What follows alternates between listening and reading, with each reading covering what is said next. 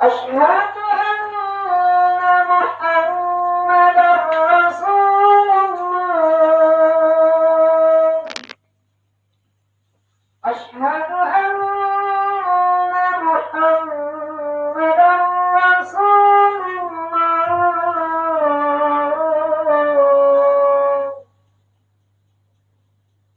حي على الصلاة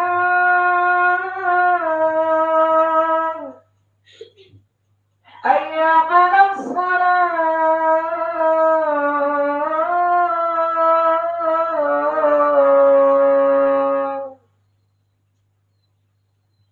حي على الفلاح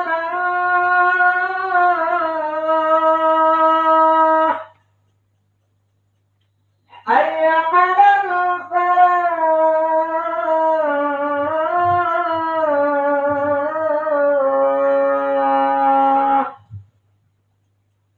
الله أكبر الله أكبر لا إله إلا الله اللهم رب هذه الدعوة التامة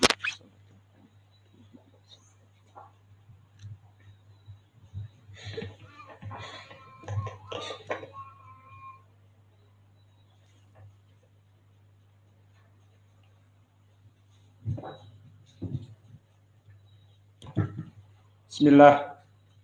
Innal hamdalillah nahmaduhu wa nasta'inuhu wa nastaghfiruh wa na'udzu billahi min shururi anfusina wa min sayyiati a'malina may yahdihillahu fala mudhillalah wa may yudlil fala hadiyalah wa asyhadu an la ilaha illallah wahdahu la syarikalah wa asyhadu anna Muhammadan abduhu wa rasuluh. Ya ayyuhalladzina amanu taqullaha haqqa tuqatih wa la tamutunna illa wa antum muslimun. Ya ayyuhan nasu ubudu rabbakumul ladzi khalaqakum min nafsin wahidah wa khalaqa minha zawjaha wa batha minhuma rijalan katsiran wa nisaa wattaqullaha alladzi tasaaluna bihi wal arham innallaha kana 'alaikum raqiba. Ya ayyuhalladzina amanu taqullaha wa qulu qawlan sadida yuslih lakum a'malakum wa yaghfir lakum dhunubakum wa may yuti'illaha wa rasulahu faqad faza fawzan 'azima. Amma ba'd, fa inna asdaqal hadits kitabullah wa khairal huda hadi Muhammadin sallallahu alaihi wa ala alihi wasallam wa syarrul umur muhdatsatuha fa inna kulla muhdatsatin bid'ah wa kulla bid'atin dhalalah wa kulla dhalalatin finnar. Iyadan billahi minan nar. Sidang Jumat yang berbahagia di Ma'had Muqbil Al-Wadi'i di Darmasraya, Sumatera Barat. Pada kesempatan ini khatib ingin menjelaskan dari hadis yang agung. Yang mana hadis ini datang dari dua sahabat. Yang pertama datang dari Muawiyah dan yang kedua datang dari Abi Darda radhiyallahu anhuma.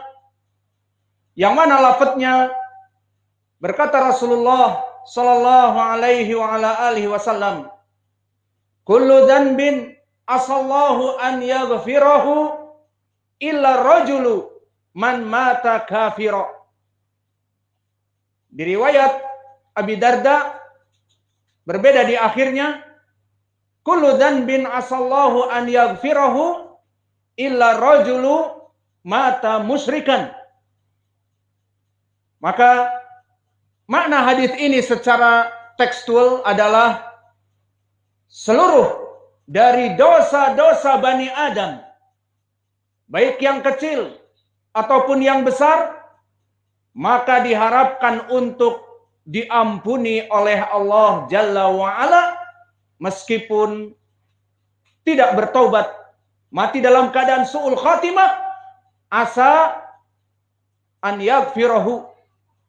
Diharapkan asallah an yaghfirahu, diampuni oleh Allah dosa-dosanya, kecuali seseorang yang mati dalam keadaan kekufuran, kecuali seseorang yang mati dalam keadaan kesyirikan, maka never ever Allah tidak pernah untuk mengampuni mereka, sehingga mereka forever in hell, kekal di api neraka.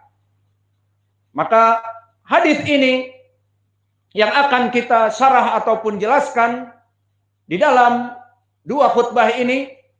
Maka yang pertama, sebelum kita menjelaskan, kita harus mentahrijh, karena manhaj kita manhaj al-muhadditsin, sehingga dalam khutbah pun kita beristidlal dengan hadis-hadis yang sahih. Maka hadis ini datang dari dua sahabat. Yang pertama datang dari Muawiyah ibnu Abi Sufyan, diriwayatkan oleh Imam An-Nasai dan Imam Ahmad dari jalan Abu Aun an Abi Idris Al-Khawlani an Muawiyah. Maka Abu Idris Al-Khawlani rawi yang thiqah, namun Abu Aun disebutkan oleh Abu Hatim, namun tidak disebutkan oleh para ulama jarhan wala ta'dila, maka dia rawi yang majhulul hal, tidak diketahui keadaannya. Adapun tautsik Imam Ibnu Hibban berkesendirian di kitab As-Thiqat, kita tidak berpaling kepadanya karena dia mutasahil dalam pentausikan rawi-rawi yang majhul. Maka dari sanad Muawiyah dhaif. Namun telah datang di jalan yang kedua yang diriwayatkan oleh Imam Abi Daud dan Imam Ibnu Hibban serta Al-Hakim dari Khalid ibnu Dahfan dari Abdullah ibnu Abi Zakaria an Ummi Darda dari suaminya Abi Darda. Maka sanad ini semua rijalnya thiqat, disahihkan oleh Al-Hakim, dan hadis ini pun disahihkan oleh Imam Al-Muhaddits Al-Albani rahimahullah. Maka setelah kita mengetahui kedudukan derajat hadis ini, bahwa hadis ini datang dari dua jalan, di jalan Muawiyah dhaif karena ada rawi yang majhul, dan di jalan Abi Darda sahih, dan masih ada lagi jalan Ubadah bin Samit, maka hadis ini hadis yang sahih.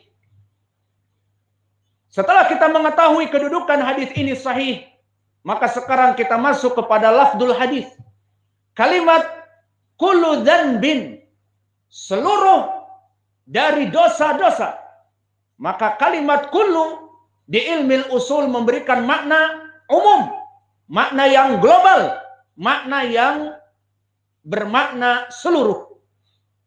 Dan ini sesuai dengan ucapan Allah di dalam Al-Quran, banyak melafadzkan dengan kalimat kullu, maknanya menyeluruh. Seperti Allah berfirman, kullu nafsin dha'iqatul maut. Seluruh yang bernyawa, syahidnya kullu, seluruh yang bernyawa pasti akan dijemput oleh sang maut. Dan juga Allah berfirman, kullu man 'alaiha fan. Seluruh yang ada di muka bumi ini pasti akan mati. Maka syahidnya kalimat kullu memberikan makna menyeluruh. Maka di dalam hadis ini kullu dzanbin, seluruh dari dosa. Maka di saat kita mengatakan kullu yufidul umum, maka maknanya kullu dzanbin, seluruh dari dosa. Dosa-dosa itu bertingkat-tingkat. Maka yang paling tinggi derajatnya, yang sangat besar di sisi Allah, dosa ini adalah kesyirikan. Yang setelahnya adalah dosa-dosa besar selain kesyirikan, seperti berzina, seperti memakan riba, seperti mencuri harta kaum muslimin, dan yang lainnya. Banyak sekali dari al-kabair. Dan juga yang ketiga, dosa-dosa yang kecil. Maka di dalam hadis ini, kullu dzanbin, seluruh dari dosa-dosa, masuk kepadanya dosa syirik, dan dosa yang besar, dan dosa-dosa yang kecil. Kemudian dijelaskan asallah an yaghfirahu. Yang mana dosa-dosa yang semuanya tadi, 3 jenis tadi, diharapkan untuk diampuni oleh Allah, maka kalimat asallah an yaghfirahu, asa adalah fi'lun madhi naqis, yang mana dia bermakna pengharapan. Roja, diharapkan. Dan dari segi i'rab dia seperti kana wa akhwatuha. Maka asallah, lafzul jalalah Allah marfu karena ismun dari asa. Dan an yaghfirahu, an masdariyah yang masuk kepada fi'lun mudhari yaghfirahu, di sini masuk kepada ta'wil al-masdar fi mahali nasab, maknanya gufranahu. Maka maknanya di sini asallahu gufranah, yang mengharapkan diampuni oleh Allah dari seluruh dosa tersebut. Maka di dalam hadis ini disebutkan kullu dzanbin asallah gufranah, kullu nafsin asallah an yaghfirahu. Maknanya diharapkan seluruh dosa-dosa yang 3 jenis tadi itu diharapkan diampuni oleh Allah.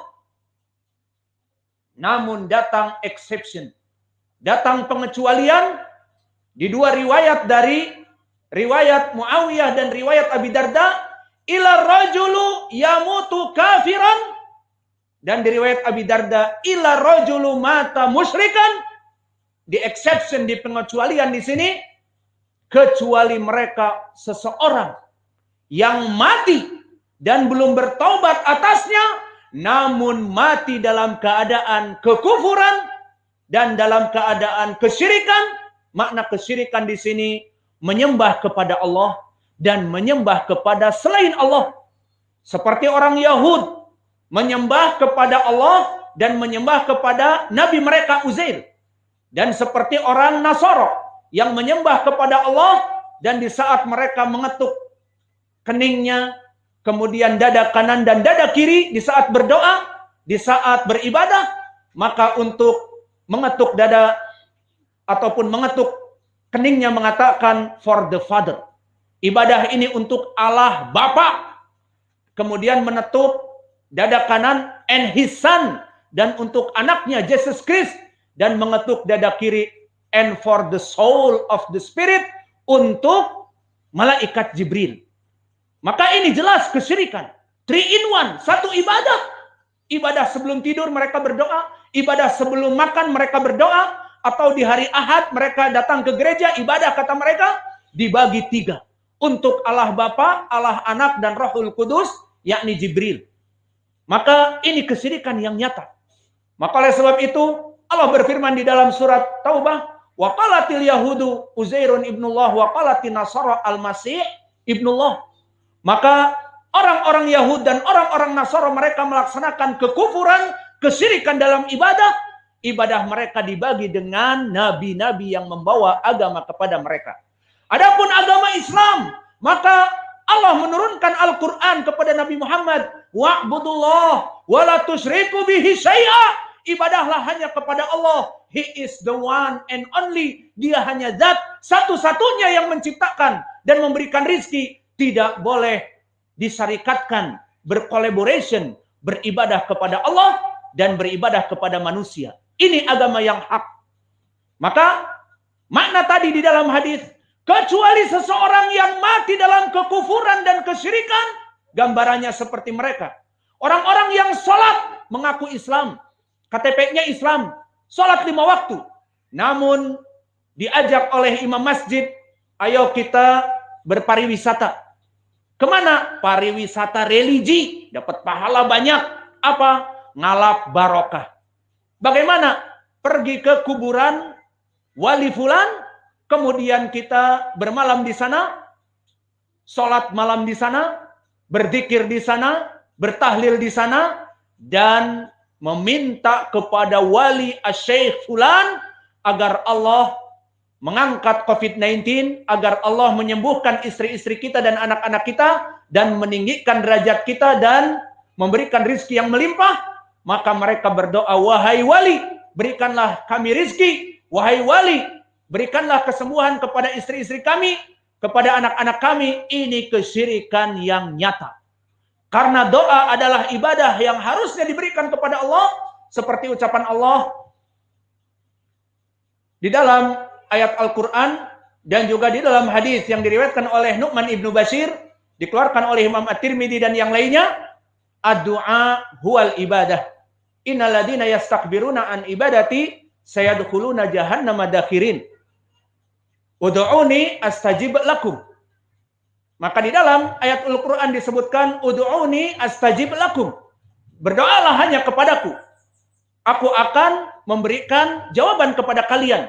Dan barang siapa yang sombong melaksanakan doa kepada makhluk, doa kepada wali-wali yang sudah meninggal, berdoa meminta kepada nabi yang sudah meninggal, meskipun nabi kita Muhammad, dan berdoa kepada para jin syaitan, kepada Nyi Roro Kidul, ataupun kepada Dewi Sri, agar hari ini panennya atau bulan ini panennya bagus, maka itu semua kesyirikan. Maka di dalam hadis ini diberikan exception, illa rajulu man mata musyrikan, kecuali seseorang yang mati dalam keadaan kesyirikan, maka Allah tidak akan pernah mengampuni dosa-dosanya. Maka di dalam ucapan hadis ini memberikan pendalilan asallah an yaghfirahu, semoga Allah mengampuni dosa-dosanya. Maka dari 3 jenis tadi keluarlah dosa kesyirikan. Maka barang siapa yang mati dalam keadaan kesyirikan dan belum bertaubat atasnya, seperti tukang tenung, tukang teluh, tukang sihir, mati di saat meneluh, maka kekal di api neraka. Kemudian asallahu an yaghfirahu, diharapkan Allah masih mengampuni dosa-dosanya, masuk kepadanya 2 perkara dari dosa besar dan dosa kecil. Adapun dosa kecil, jika kita tidak bertaubat padanya misalnya, maka secara direct, secara otomatis, amalan-amalan solehah kita dari sholat 5 waktu berjamaah di masjid, dari pahala menuntut ilmu, dari pahala puasa Ramadan dan puasa sunnah-sunnah, dan dari pahala melaksanakan setiap Jumat kita sholat Jumat, itu sudah direct, secara langsung mengampuni dosa-dosa kita jika dosa-dosa yang kecil. Seperti ucapan di dalam ayat Al-Quran, innal hasanat yudhibna sayyiat, sungguhnya amal-amal soleh menghapuskan secara direct, otomatis, dari amal-amal yang buruk. Dan begitu pun di dalam hadis yang diriwayatkan oleh Imam Muslim dari Abi Hurairah, as-salawatul khams wal jum'ah ilal jum'ah wa ramadan ila ramadan wal umrah ilal umrah mukafirat lima bainahun idza jatunibal kabair. Maka seseorang yang melaksanakan dari Jum'ah kepada Jumat, salat Jum'ah, dan dari waktu-waktu salat 5 waktu, dan juga dari umrah kepada umrah, dan dari puasa Ramadan ke puasa Ramadan tiap tahunnya, akan otomatis menghapus dosa-dosa kecuali yang besar. Maka selesai dari dosa kecil, dari hadis ini, asallahu an yaghfirahu, semoga Allah mengampuninya, maka terampuni secara direct. Adapun dosa besar, maka dosa besar ini pertama terbagi dalam 2 masalah. Pertama, jika dia bertaubat, jelas Allah akan mengampuninya. Seperti ucapan Allah, ya ayyuhalladzina amanu tubu ilallah taubatan nasuha asarabbukum an yukafira ankum sayyiatikum wa yudkhilukum jannatun tajri min tahtihal anhar. Maka di dalam ayat ini disebutkan, wahai orang-orang yang beriman, bertaubatlah taubatan nasuha. Maka dia dulunya pemakan riba menjadi bangkir. Maka dia dulunya pencuri, perampok, dan pelacur. Kemudian bertobat, asallahu, diharapkan oleh Allah untuk mengampuni dosa-dosanya dan kelak dimasukkan kepada surganya. Ini tipe yang pertama. Dan tipe yang kedua, dia mempunyai dosa besar dan mati dalam keadaan dosa tersebut, dengan istilah lain su'ul khatimah. Maka orang yang meminum khamr, mati dalam keadaan mencekik botol. Dan orang yang merokok itu dosa besar. Di saat merokok kemudian dia mati, batuk terus sampai mati.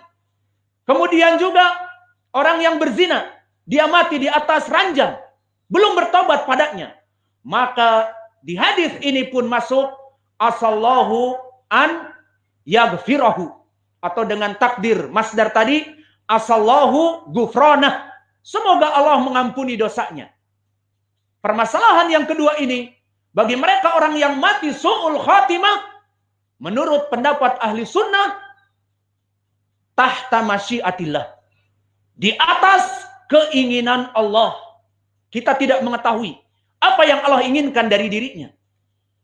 Bagaimana gambarannya? Pertama, bisa jadi Allah akan mengampuni dosa-dosanya selama dia dalam keadaan bertauhid. Maknanya, perempuan ini pelacur, tapi tidak pernah melaksanakan kesyirikan dalam ibadahnya. Ibadahnya straight to Allah. Ibadahnya, salatnya, puasanya hanya untuk Allah. Dan orang yang melaksanakan dosa besar-besar yang lain pun, dia melaksanakan dosa-dosa besar dan mati dalam keadaan dosa besar tadi, overdosis misalnya, kemudian dia tidak pernah melaksanakan kesyirikan, bisa jadi diampuni oleh Allah sesuai hadis ini. Dan sesuai ayat Al-Quran di dalam surat An-Nisa, wa yaghfiru ma duna dzalika liman yasha, dan Allah masih mengampuni orang-orang yang mati dalam keadaan dosa-dosa besar selain kesyirikan. Maduna dzalik ismun isyarah dzalika ya'udu ila asyirk. Maka bagi orang-orang yang mati dalam keadaan dosa-dosa besar selain kesyirikan, Allah masih bisa mengampuninya. Mana pendalilannya yang lebih jelas? Hadis yang diriwayatkan oleh Imam At-Tirmidzi dan Ibnu Majah, Imam Ahmad juga, dari Abdullah ibni Amr ibni al-As, yang mana sanadnya dari Laits ibnu Sa'ad Imam, dari Al-Mu'afiri, dari Abi Abdurrahman Al-Hubuli, dari Abdullah ibni Amr ibni al-As, berkata Rasulullah sallallahu alaihi wa ala alihi wasallam, yu'ta bi rajulin yaumal qiyamah amamal khalaiq wa indahu tis'atu wa tis'una sijillat fa fi kulli sijilin maddal basar. Maka akan didatangkan di hari kiamat orang paling banyak dosanya, namun dia seorang muslim, mempunyai catatan keburukan gulungan 99 gulungan. Maka dari setiap satu gulungan saja, jika dibuka, dibentangkan sejauh mata memandang, tertulis tanggal demikian, jam demikian, detik demikian, seperti cookies di komputer kita. Di saat kita mampir ke website, di saat kita mampir kepada internet dan sebagainya, akan tertulis jam sekian masuk kemana, jam sekian apa yang dilakukan. Demikian itu. Maka lebih dahsyat lagi, malaikat mencatat jam sekian, hari sekian, di detik demikian, di menit demikian, orang ini melaksanakan dosa, terus dicatat. Satu gulungan saja sejauh mata memandang, masih ada 98 gulungan lagi. Maka di depan manusia orang ini dibentangkan keburukannya. Maka Allah yang maha adil pada saat itu di hari penghisaban mengatakan kepada orang ini, hal dolamaka kita bagi, apakah telah mendolimi kamu, penulis dari malaikat pencatat keburukan ini? Orang ini berputus asa mengatakan, la ya Rabb, tidak wahai Allah. Fahal indaka syai'un qad, maka dari catatan yang buruk ini yang tercatat dari perbuatanmu dulu di dunia, apakah kamu mempunyai amalan baik? Satu hari pun, satu jam pun, satu detik pun tertulis amalan baik bagi kamu. Dikatakan dengan putus asa, la ya Rabb, aku tidak melaksanakan kebaikan dulu di dunia ya Rabb. Maka Allah yang maha adil tidak melihat kepada catatan itu saja.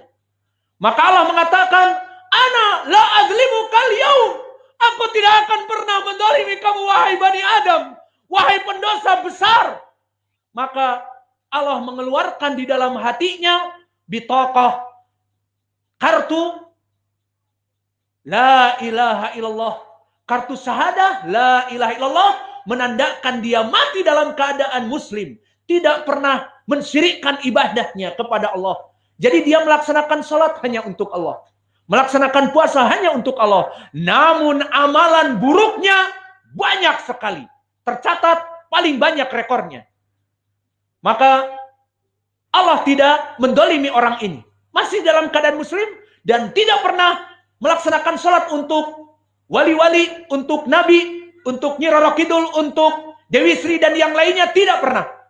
Maka Allah mengeluarkan dari hatinya la ilaha illallah, syahadah, kartu la ilaha illallah, kartu syahadah. Kemudian diperintahkan untuk didatangkan mizan timbangan amal yang ada 2 kifah, 2 neraca. Maka disimpan fatudau as-sijilat fi kifah, fatudau as-syahadah fi kifah.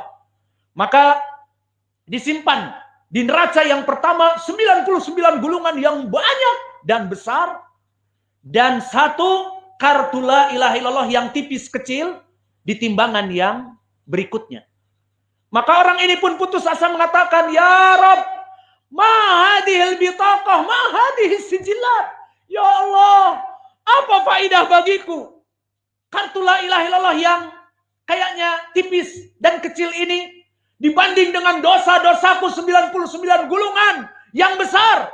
Allah mengatakan, la adlimu kal yaum, aku tidak akan mendolimi dari perbuatanmu di dunia. Apa maknanya?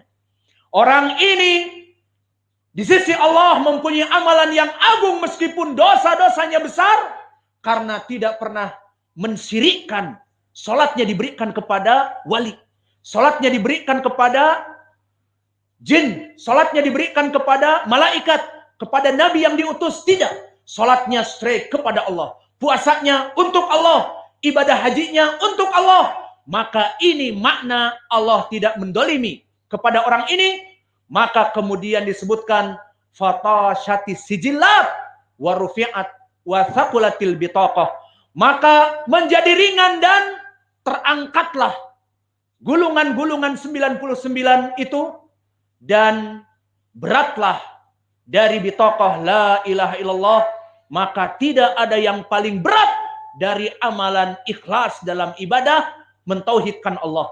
Maka hadis ini telah kami sebutkan tadi sanadnya, disebutkan oleh Imam At-Tirmidzi, hada haditsun hasanun sahih, dan hadis ini pun telah disahihkan oleh syekh kami muhaddits Muqbil Al-Wadi'i. Astaghfirullah wa atubu ilaih fastaghfiruh, innallaha kana ghafurun rahim.